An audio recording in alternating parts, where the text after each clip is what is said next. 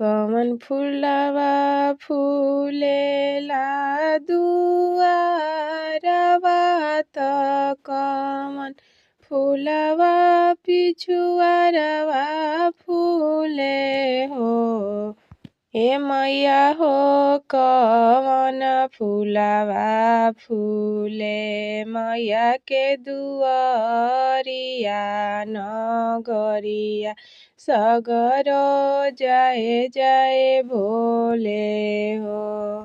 कवन फुलवा फूलेला दुआर त कवन फुलवा पिछुआर फूले हो। ए मैया हो कवन फुलवा फूले ला मैया के दुआरिया त नगरिया सगरो जय जय भोले हो। बेली फुलवा फूले अगुआरवा चमेली फूल पुछुआरवा फूले हो।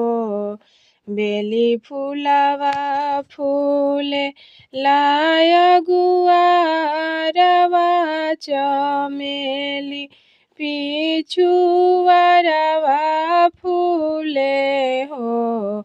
ए मैया हो अरहुल फुलवा फूले मैया के दुआरवा त नगरिया सगरो जय जय भोले हो।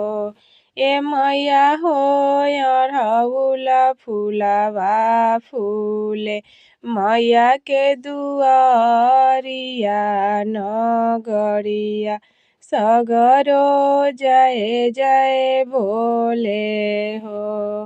केकरा के भावेला बेली फुलवा केकरा चमेली फुलवा हो।